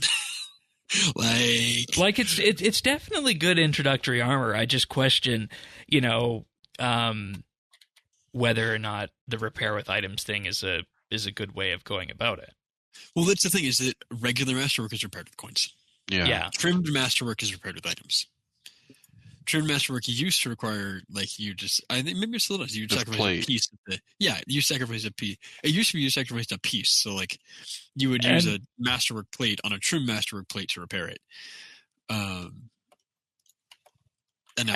this is the thing, though, with this, because keep in mind, you got to put those pieces of the Nex armor and the Virago armor into your Magic Masterwork when you make it. So maybe making it with coins or repairing it with coins was a bit of a cop-out. Oh, yeah. No, but again, like, I wanted them to have a version that didn't require boss drops. Because, right, the trim effect is from all the boss drops. Absolutely. The regular Masterwork is just, I farmed a boatload of bars, and I spent a boatload of time. Well, I guess back to Necromancy we go then, if you count. And it's... Oh, yeah. Well, that's the thing, is Necromancy has tier 90 craftable power armor. Right, so the thing is, why can't that be the case for the other styles? The Necromancy one's weird because you have to kill bosses to unlock it. But like, here's Hermod a Melee boss. has No, you have to kill freaking Nex. Shane, we did this on And Tuesday. Telos. 2 days ago. In order to unlock the tier 90 power armor for Necromancy, you have to kill Nex and Telos. And I was thinking just in Master. terms of like what goes into the armor. Fair enough. No. The material. It's just like it's not, a crafting piece. Like the nice thing with Masterwork is you got 99 smithing and 99 mining, or 90 mining, and congratulations, you can make yourself tier 90 power armor. And I want them to do something like that with Magic, where they don't require you to boss for it. I want it to be accessible to people, because there's no reason that a base tier 90 power armor shouldn't just be available. Like, I just don't see a reason that tier 90 power armor has to be locked behind Virago. The elite PvMers would like to have a word with you. Yeah. Aren't they rich enough? They got to suck this up when, Malevolent Energies dropped in price because Malevolent Armor was being outclassed by regular Masterwork, and that is fine. Sorry, Tectonic Energies. Like, it's fine. Still have a use. I don't need you to have another use. You don't. All right. Rago, I love you, baby, but not like that. Anyways, we've gone off the rails. Sorry about that. No, it's fine. Double XP is starting in a few hours. It's active now by the time you guys are hearing this, and there is no microtransaction items on this double XP. What they want to learn, how the game feels without any availability of MTX skilling items, the feeling and progression in gameplay without the usual rituals of double XP events, which, reads as sitting inside the fort and just spamming Protean items, and which items do, if any, do players most value, so they can consider ways to supplement that behavior without through designs outside of MTX. And the data will be based on the impact to player behavior during double XP and the time spent playing double XP versus prior DXP events. And this is all the Protean items that are gone, all the unstable Protean items gone, portables gone, Cinder cores and pulse cores gone, dummies gone, Protean processors and prolongers gone, coin of enchantments, the love letters, the skilling backpacks, silverhawks, wildcards, artifact duplicators, and dragon kinteds.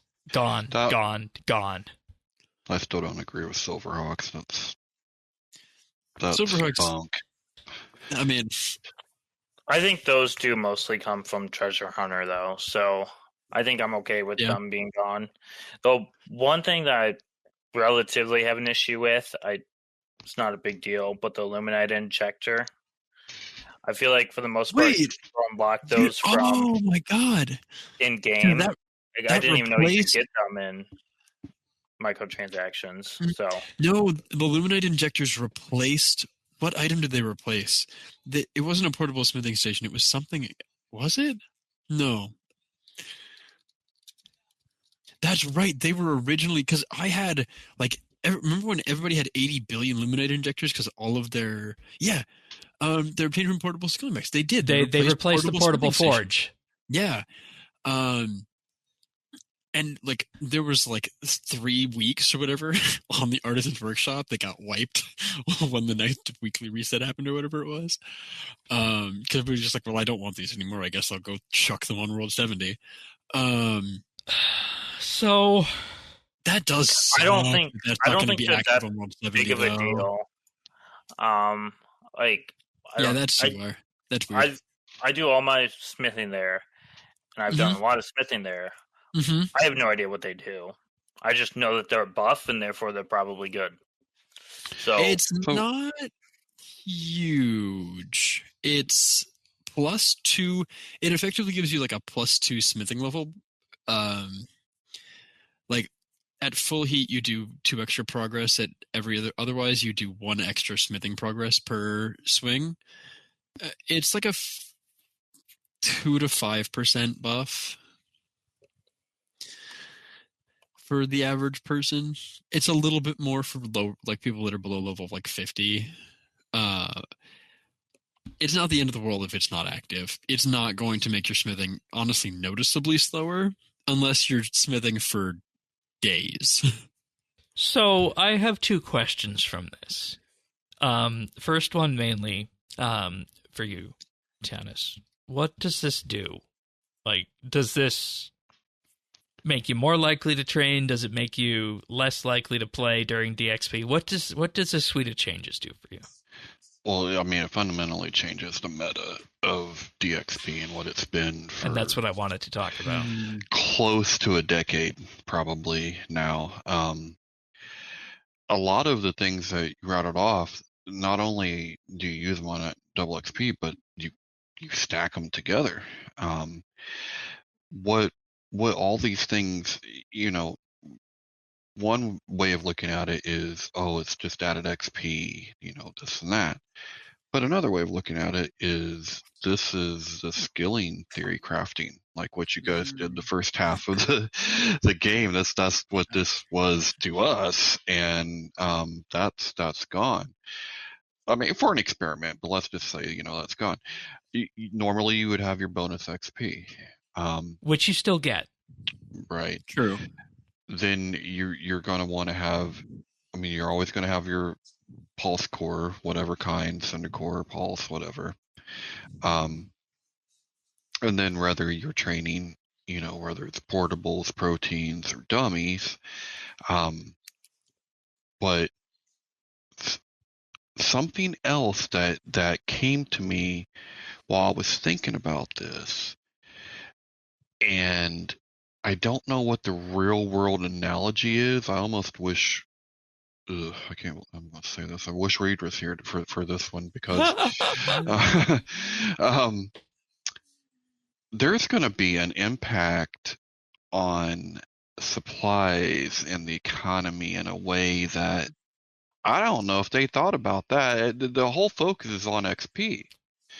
But when you think about it, I think what happens with this is there's more of a push to actually get those supplies. Well, but I think Anamica is going to be so much more expensive.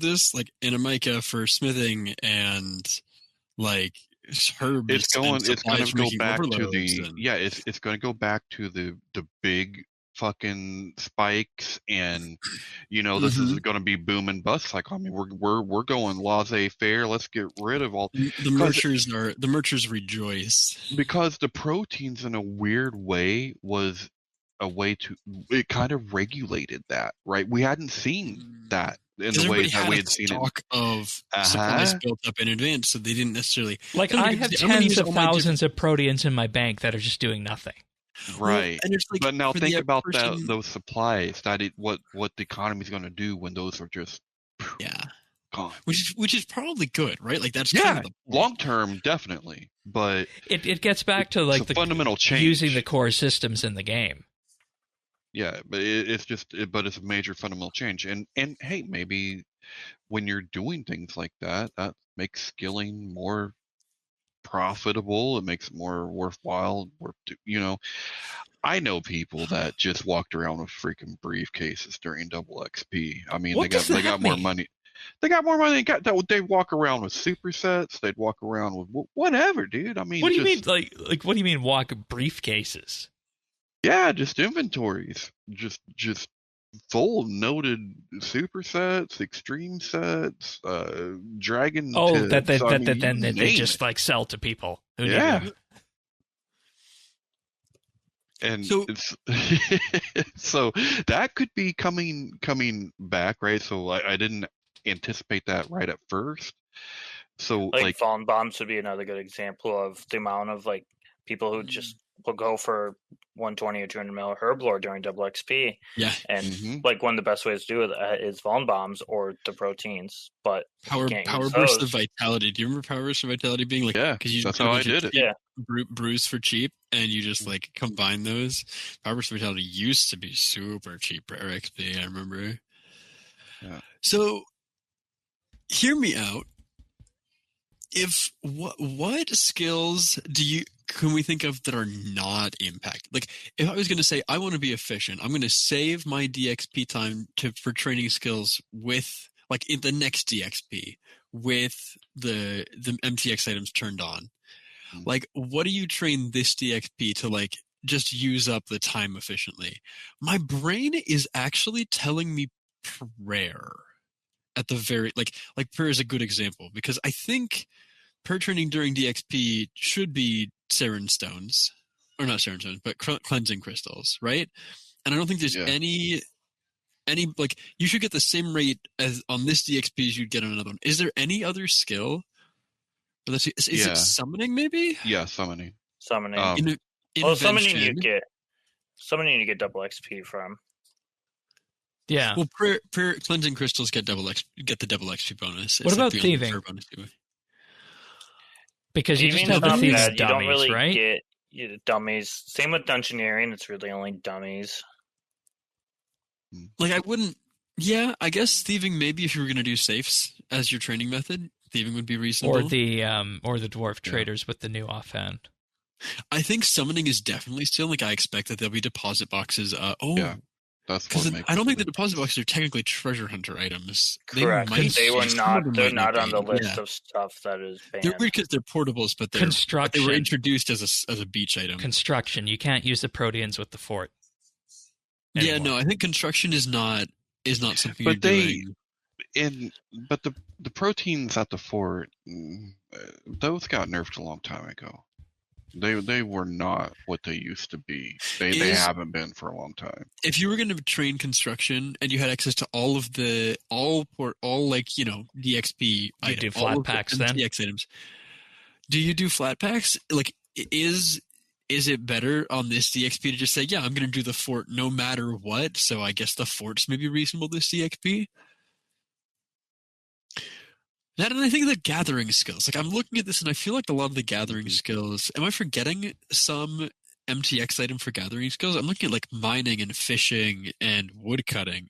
Maybe this is a good weekend for those. Well, yeah, farming.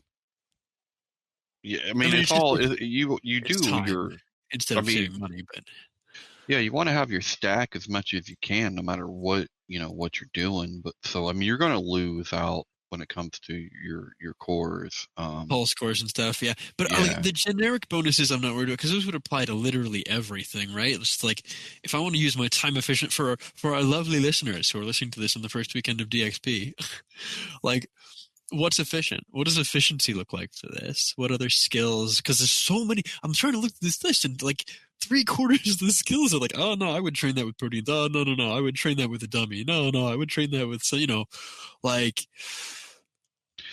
I mean, traditionally for me, it would have been mostly gathering. Throw Slayer in there. Yeah. Slayer's another one that would be Slayer dummies. Good. But I never dummied Slayer. I like the skill. Oh. So I know, Shane, I know, but I actually, it was. I never did either. And this is one of the things I'm running into a problem with on my main at this current moment is I have 100 total Slayer points because I spent them all on Ashabti because I didn't like get my Ashabti by doing weekly Rush of Blood because I wasn't patient, didn't love Rush of Blood like that. Mm-hmm. And like now I have 0 Slayer points and need 3,000. So we're gonna have to figure that one out. Like I actually need to go do real Slayer on my main, which is a great problem to have. I'm very happy about that. Let's be real clear here. If I had any content to do with my current options, but here's the thing. Here's the thing that I wonder with all this meta talk. I wonder, is there going to be enough data that Jagex gets to sort out what is people trying to train effectively in this double XP based on what they have and holding out for the next one, because there is a class of person out there who's going to spend less time on for this DXP. Oh yeah. 100% in exchange for the next one. And I'm wondering, that I hope that doesn't send the wrong signal to them. Well, I mean, I hope it sent I think playtime is the biggest signal that people can reasonably send that they want MTX or the DXP is not as worth it to them without the MTX. I don't think that's going to happen. I think people that are thinking that way are going to use the DXP time on a skill that they would use regardless, and they'll just do their DXP skills next time. That's what I would do, right? I would be the first one to go get 120 prayer if I didn't have it during this DXP, because it's going to be, other than pulse cores, it's the same. So, and the hard-hitting skills, the ones that you're really putting up numbers, I mean, you don't need to be doing anyway. I mean, you're going to be doing. Are not super XP per hour, right? No, Right. no, I we mean, do. it's okay, but I mean, you're gonna be gathering. You're just Yeah. Because the gathering skills to me are a weird one because I literally just save time. Like DXP on gathering skills is I just save 48 hours and I make less money off of the 120, which is kind of wild. but Versus you end up something like yeah. fletching where I'm going to, I mean, if I'm doing like broad arrows or something, I'm going to save myself money, or crafting if I'm doing dragon stones, or like, like that kind of stuff. Like I'm going to, the skills that I save money and time by doing are things that I would like to purchase, but so many of those are Protean, are Yeah. MTX skills. And see, this you're gonna probably, if anything, you're gonna use all of the time.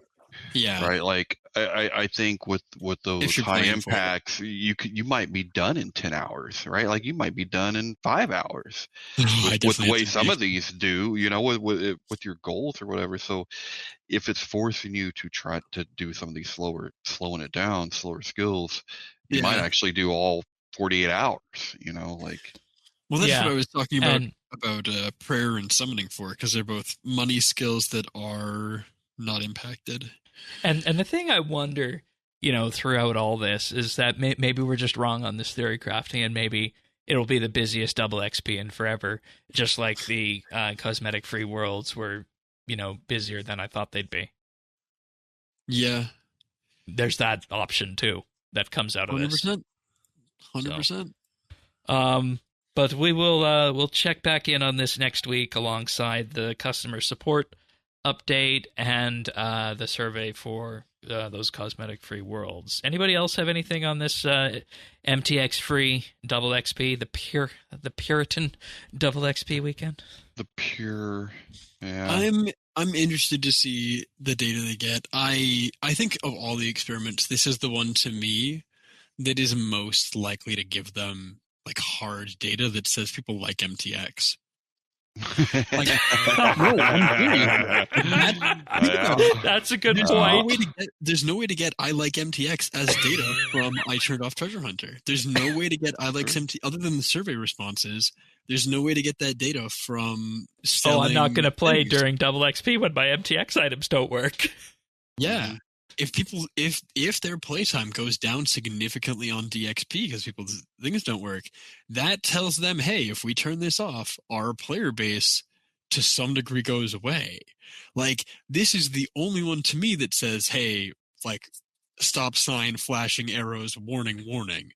And see, that's the thing that Tana said from the beginning. Not doomsday. Everybody is all talk on the removal of Treasure Hunter and MTX, but I don't think the vast majority of players what comes after that.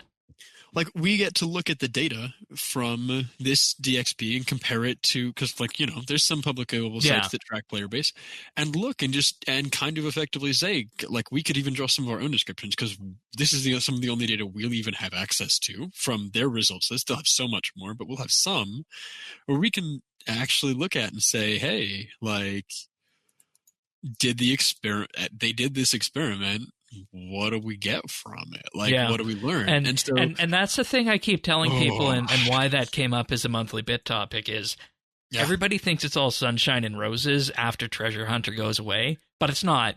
I can guarantee you there's a world where it's worse than it is now. Well, we don't know. There's every world where it's a vocal majority or vocal minority that is like, I hate Treasure Hunter, RuneScape is ruined, oh my god, Reddit, blah. But there's also a complete world where that is actually, at least in part, if not in whole, like, people don't have to be all in on, like, yeah, MTX is the best thing in the world. They can absolutely be like, yeah, it's okay, I'm not going to interact with it, but I don't mind it. Like, or if I do, it'll be on double XP weekend. Well, that's it. It's like this that's is where they the made time to figure that out. Money. So this is time to train promo. Well, no. This did you know what like they did instead for this one, Tanis? We've been on the GIM, but I did look into the Treasure Hunter promos this week. Uh-huh. They have run a promo that gives gobs and gobs of bonus XP leading into this DXP. Yeah. I mean, they obviously still want people to play the game, and like they want to incentivize that. Right. I mean, there's only some. I mean, yes, only so much of that you can do, but yeah. I'm just saying. I think it's. It's a question of purity, right? Like, if I had to guess right now, my earliest prediction is the numbers are going to look the same as, darn close to the same as normal in terms of player base. And I think if that's the case, we that's might not good. get as much of a bump up, but I don't think we're going to get a bunch of people who are like, I'm not going to log on at a protest. Like, I don't think they're going to get a bunch of data that says, people really love it. I don't think it'll be protest. I think it'll be I mean, honestly, I think people, but people are measured. They're going to make measured decisions, especially in this goddamn spreadsheet game. They're going to say, I've got this stack. I've waited 3 months. I'll wait 2 more months. What I think could go down is and they'll have this number, and that's the overall XP. Yeah. Problem is how do you interpret that? Is that a good thing or is it a bad thing? It's all about who's writing that report at the end of the day. And again, I trust them to draw those conclusions. They've got so many data. People, speaking of spreadsheet video game, oh my god, they have so much data. We know they do, and the ability to pull it at least. So I'm interested to see how this goes. I think this is the experiment that realistically matters the most. I think people want Treasure Hunter turned off, so that was the one that was like a good face, but I think this is the experiment that gives them the data they actually want and need. That's a good way of putting it. We'll see. Okie dokie. We do have a few achievements this week. Continuing on, Warwick with 120 divination on the 10th. Zerker 602 with 99 defense on the 9th. Fight Caves with 200 mil attack on the 8th. And Zerker 602 again with 99 prayer on August 8th. Congratulations. All right, Tanis, you got a pick of the week. What do you got for us? I got a pick of the week. I do. So last week there was a game on sale, and I'm a pretty big fan of the WWE 2K series. I have quite a few. Usually get it every year. This year I was actually going to set out. It just seemed pretty much a continuation of 24. I didn't see any big reason. Went on sale, which meant I could get the deluxe version for regular price. And I'm so glad I did, because it's basically last year's game with a few additions, but it is polished to, I guess you could say last year should have been this way, but it's pretty and it's really nice, and the amount of content in it is really great. They brought back the career, they brought back the universe. That's where you can make your own universe with all the wrestlers that you want, set it up the way that you want. There's the My GM, where you're I'm not going to say you're Vince McMahon, that wouldn't work. So, but you're Triple H, okay? And so you're leading the the organization and making the decisions, and you can hire, fire, that kind of thing. So that's pretty cool. And then they have the showcases back, where it takes you through this whole narrated story of this year it is the Bloodline. So everybody from Rocky Maivia to Yokozuna to The Rock to everyone that is in that family. They take you through a series of challenges that you do while mixing that with narration and actual video footage and stuff. So that's really cool too. So it's just cram packed with content. It's probably got 300 wrestlers or more that they made. I mean, that doesn't even count the created players you can find from other community members. Added ECW guys like the Sandman and New Jack. It's crazy. So if there are wrestling fans out there, what I just said. So yeah, I don't know what you just said. It seems like I don't know what you're talking about. Speaking Greek. Yeah, I'm not sure. So I know I played NBA 2K back in the day, and that went downhill very quickly with microtransactions. How do the microtransactions in this? Is it bad, or is it they need it? I don't consider them bad, because you really don't have to interact with it if you don't want to, because there's so much content. If that's something that you're into, then their microtransactions, yeah, there's like a thing called My Faction, and you build your faction by getting cards of the wrestlers, and you know, you can buy currency.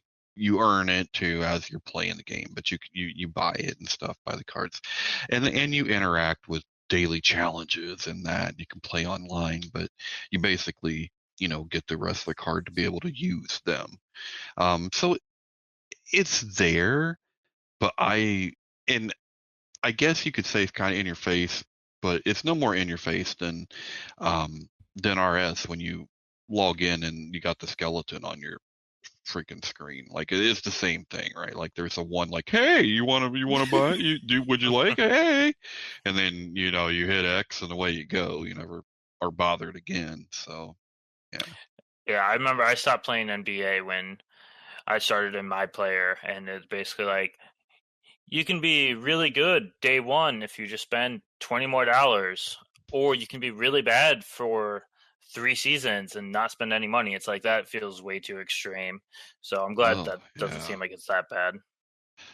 Yeah, no, and it's disconnected from that part, right? Like you can boost your player in My Rise, but it's a separate kind of, that was included in my like deluxe edition of the game, right? Like, that wasn't, I don't think that's something like you buy like the faction or anything like that. But okay, and I hadn't even used it, actually. I hadn't needed to, but yeah.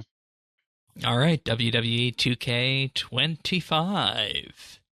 Well, folks, that's pretty much it for this episode. Hopefully you guys enjoyed that trip down Theorycrafting lane. We'll see where we land in about 4 months' time compared to how we did with all the other bosses that have come out there. But as I outlined at the top of the show, typically a good track record with these two here. So Thaxi and Bears, thank you to the both of you for being here for this one. Yeah, thanks for staying up, Bears. Sorry to keep you. Yeah, I'm struggling, but no, it's always good to be on. You and me both, brother. I'm happy. And of course, Tanis as well. Always good having you on. And it's going to be a very monumental double XP coming up for one reason or another. Yes, sir.